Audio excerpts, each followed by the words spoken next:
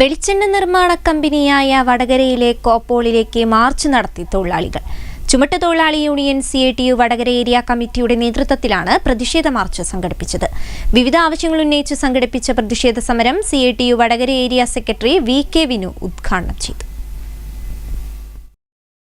ദീർഘകാലമായി ജോലി ചെയ്യുന്ന തൊഴിലാളികളെ സ്ഥിരപ്പെടുത്തുക, വെട്ടിക്കുറച്ച ബോണസ് പുനഃസ്ഥാപിക്കുക, ഉഭയകക്ഷി കരാർ നടപ്പിലാക്കുക, 6 വർഷമായ കൂലി വർധന എഗ്രിമെന്റ് പുതുക്കുക തുടങ്ങിയ ആവശ്യങ്ങൾ നേടിയെടുക്കുക എന്ന ലക്ഷ്യത്തോടെയാണ് ചുമട്ടുതൊഴിലാളി യൂണിയൻ CITU വടകര ഏരിയ കമ്മിറ്റിയുടെ നേതൃത്വത്തിൽ പ്രതിഷേധ മാർച്ചും ധർണയും സംഘടിപ്പിച്ചത്.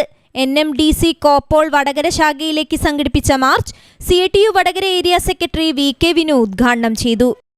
ഈ തൊഴിലാളികൾക്ക് ഇന്നലെ വരെ കിട്ടിക്കൊണ്ടിരിക്കുന്ന ഓരോ ആനുകൂല്യങ്ങളും ഏറ്റവും അവസാനമായി സഹകരണ നിയമപ്രകാരം താൽക്കാലിക ജീവനക്കാർക്ക് മിനിമം 5000 രൂപ മാത്രമേ ബോണസ് കൊടുക്കാൻ പാടുള്ളൂ എന്നുള്ള മാനദണ്ഡം വെച്ചുകൊണ്ട് ഇന്നലെ വരെ തൊഴിലാളികൾക്ക് 14,500 രൂപ ബോണസ് കിട്ടിയ തൊഴിലാളികളെ ഒറ്റടിക്ക് 5000 രൂപ ബോണസ് കൊടുക്കുന്ന രീതിയിലേക്കുള്ള നിലപാട് സ്വീകരിക്കുകയുണ്ടായി.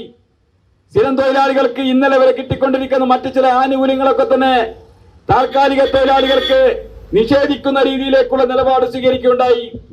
ഇതിന്റെ ഭാഗമായിട്ടാണ് യൂണിയൻ വളരെ ഗൗരവത്തോടു കൂടി ആലോചിച്ചുകൊണ്ട് കഴിഞ്ഞ 9 വർഷക്കാലത്തോളമായി ഈ മേഖലയിൽ ജോലി ചെയ്യുന്ന തൊഴിലാളികളെ സ്ഥിരപ്പെടുത്തണമെന്ന് ആവശ്യപ്പെട്ടുകൊണ്ട് കത്ത് നൽകിയിട്ടുള്ളത്.